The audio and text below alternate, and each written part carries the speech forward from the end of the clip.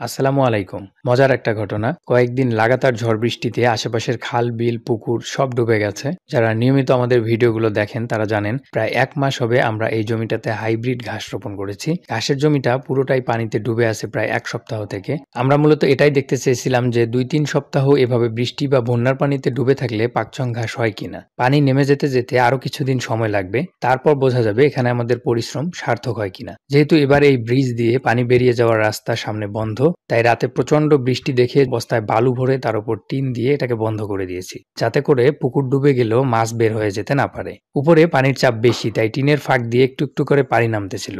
সকালে ঘুম থেকে উঠে দেখি পুকুর একদম ডোবা ডোবা অবস্থা। ব্রিজ থেকে পানির ব্যবধান মাত্র ৫ থেকে ৬ ইঞ্চি। উপর থেকে ঝিরঝির করে পানি পড়ছে আর পুঁটি মাছগুলো লাফ দিয়ে ব্রিজের ভিতরে ঢুকে যাচ্ছে।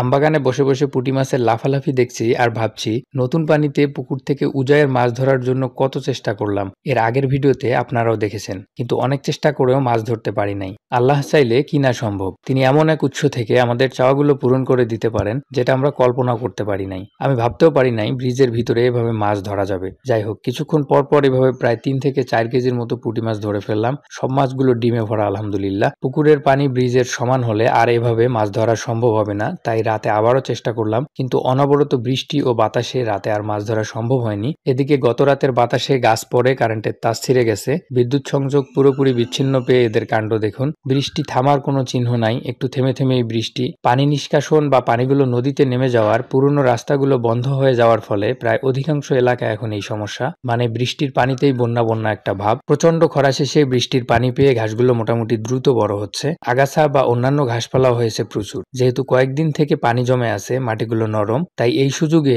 আগাছা বা অপ্রয়োজনীয় ঘাসগুলো তুলে ফেলা শুরু করলেও ঈদের ব্যস্ততায় সেটা আর শেষ করা হয়নি। অনেকেই প্রশ্ন করেন, বিশেষ করে আশেপাশের পরিচিত যারা ভিডিও দেখেন তারা বলেন যে বৃষ্টি আজকে হলে ভিডিও দেরিতে আপলোড করি কেন। আমরা মূলত যে কাজগুলো যখন করি ভিডিও তখনই করি, কিন্তু ভিডিওগুলো এডিট করা সহ আরো অনেক কাজ করতে হয়, যার জন্য সময়ের ভিডিও বা দিনের ভিডিও দিনেই আপলোড করা সম্ভব হয় না। মানে কাজের সাথে ভিডিও আপলোডের ২ থেকে ৩ দিনের একটা ব্যবধান থাকে। কিছু কিছু ক্ষেত্রে সেটা আরো বেশি হতে পারে। খড়গুলোর চারপাশেই পলিথিন দিয়ে সুন্দরভাবে ঢেকে দিছি, কিন্তু তারপরেও উপর দিয়ে পানি গিয়ে কিছু আটি হয়তো বা ভিজে গেছে। যাই হোক, বৃষ্টির দিনগুলো ভালো লাগলেও খামারিদের জন্য মোটেও সুবিধার নয়। মানে গরু, ছাগল, হাঁস, মুরগি যাই পালেন না কেন, বৃষ্টির দিনে এগুলোকে খাবার দেওয়া বা অন্যান্য কাজকর্মগুলো করা অনেক কঠিন হয়ে যায়। পশু পাখিদের ক্ষেত্রেও একই অবস্থা। পরের দিন বৃষ্টি শেষে ঝলমলে রোদ সবার শেষে পড়ে যাওয়া ধান ও খড়গুলোর জন্য বিশেষ উপকারে এসেছে। ঘাসবাড়ি থেকে পুরোপুরি পানি নেমে যেতে যেতে আরো ২-৩ দিন সময় লাগবে। এর মধ্যে আবার বৃষ্টি হতে পারে, বলা যায় না। তবে আমাদের দেখার বিষয় বৃষ্টি বা পানি জমে থাকার শেষ পর্যন্ত এই ঘাসগুলো জীবিত থাকে কিনা। পানি নেমে যাওয়ার শেষ পর্যন্ত যদি এই ঘাসগুলো জীবিত থাকে, তাহলে আমরা